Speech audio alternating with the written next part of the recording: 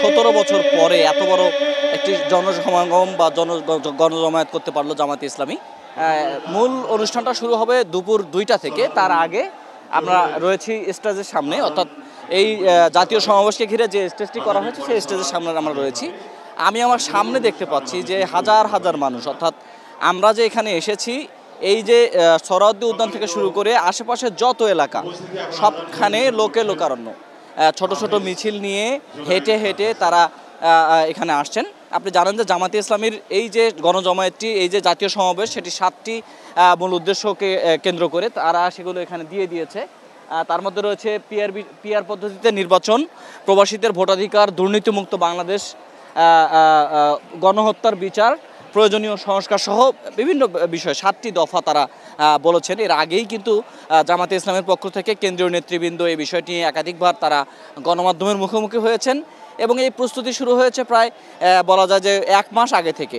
অর্থাৎ জামাত যে এরকম একটি বড় সমাবেশ করবে সেটি করার জন্য গত প্রায় 1 মাসে তারা গণসংযোগ, লিফলেট বিলি, সংবাদ সম্মেলন বিভিন্নভাবে তারা জানানোর চেষ্টা করেছে এবং যার ফলশ্রুতিতে বাংলাদেশের সব জায়গা থেকে জামাতের যারা কর্মী আছেন, জামাতের যারা নেতা আছেন, তারা বাসে করে, ট্রেনে করে, লঞ্চে করে, অর্থাৎ যে যেভাবে পেরেছেন তারা সমাবেশস্থলে এসেছেন। এবং আজকের ঢাকার রাজধানীর দিকে যদি কেউ তাকায় তাহলে এটা হচ্ছে জামাতে ইসলামীর কর্মীতে আসলে ভরপুর। এখনো পর্যন্ত মঞ্চে মূল বক্তব্য হয়নি, আজান চলছে, জোহরের আজান।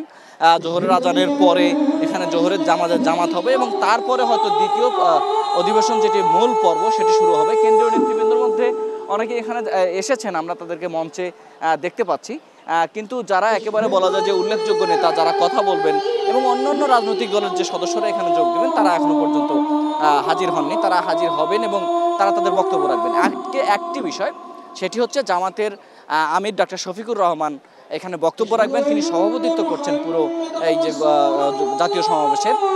তার কাছ থেকে কিছু দিক নির্দেশনা দেওয়া হবে জামাতের কর্মীদের জন্য, অর্থাৎ সামনে যে নির্বাচন, জামাতের দাবি দেওয়া, প্রয়োজনীয় সংস্কার, অর্থাৎ এই যে লম্বা একটা পথ চলা, এই লম্বা একটা পথে দীর্ঘদিন ধরে জামাতে ইসলামী প্রকাশ্যে একেবারে এরকম বড় আকারে আসতে না পারা, সব কিছু মিলিয়ে তিনি জামাতের নেতাকর্মীদের জন্য কিছু নির্দেশনা দেবেন এবং সেই নির্দেশনায় আসলে পরবর্তীতে জামাত তাদের রাজনীতি কোন পথে পরিচালিত করবে সেটি আসলে নির্দেশ করবে এবং সেই পথে তারা চলবেন এমনটি সবাই বলছেন এবং জামাতের কর্মীরা অন্তত আশা করছেন যে জামাতের আমির আসলে কি বলেন। এছাড়াও এখানে কেন্দ্রীয় নেতৃবৃন্দ থাকবেন, কেন্দ্রের নেতৃবৃন্দ কথা বলবেন, মহানগরীর নেতৃবৃন্দ কথা বলবেন, সেই সঙ্গে অন্যান্য রাজনৈতিক দল, বিশেষ করে বড় বড় রাজনৈতিক দলগুলো যারা জামাতের সঙ্গে একাত্ম হতে চায়, সমমনা যে রাজনৈতিক দলগুলো, তাদের নেতারা এখানে আসবেন। তারা সবাইকে এখানে আমন্ত্রণ জানিয়েছেন যাতে কথা বলার জন্য।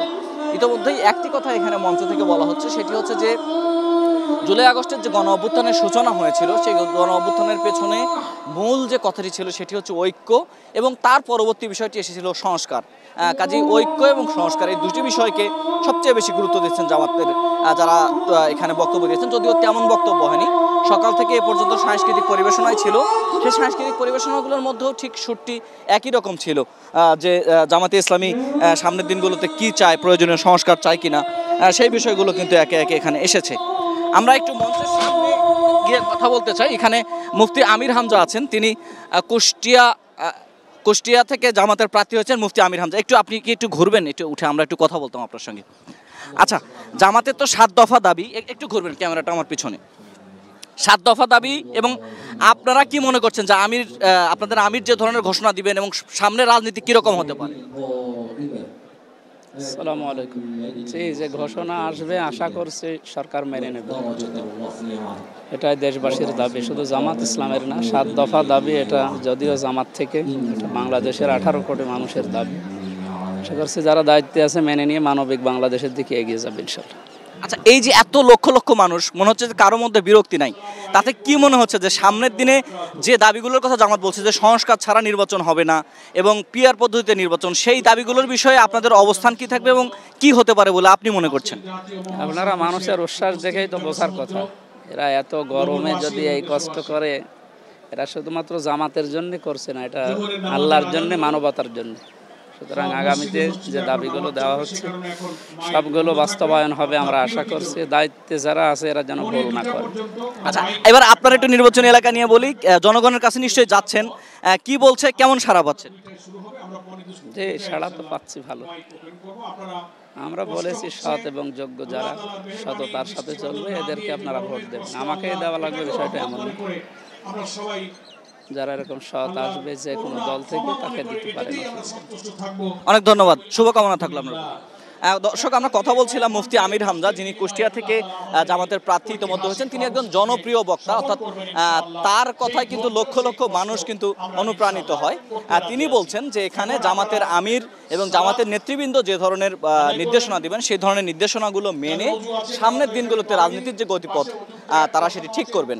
আমরা মঞ্চে এখন আজান হয়েছে, মঞ্চে কথা বলছেন জামাতের কেন্দ্রীয় সেক্রেটারি জেনারেল অধ্যাপক মিয়া গোলাম পরোয়ার। তিনি কিছু সংক্ষিপ্ত নির্দেশনা দিচ্ছেন, আমরা একটু চেষ্টা করি সেগুলো শোনার। একজনকে ইমাম স্থির করে আপনারা নামাজটা আদায় করে নেবেন। হয়তো এক জামাতে যারা পারবেন না ওযু করতে, তিনি নামাজের ব্যাপারে নির্দেশনা দিচ্ছেন। এখন জোহরের নামাজ হবে, একটা বিরতি হবে। আমরা একটু এই যে সরোয়ার্দী উদ্যানের বাইরের অবস্থাটা জানতে চাই। আপনি জানেন যে আজকে পুরো রাজধানী জুড়েই জামাতের কর্মীরা এসেছেন, তারা কষ্ট করে হলেও এই সমাবেশকে সফল করার চেষ্টা করছেন।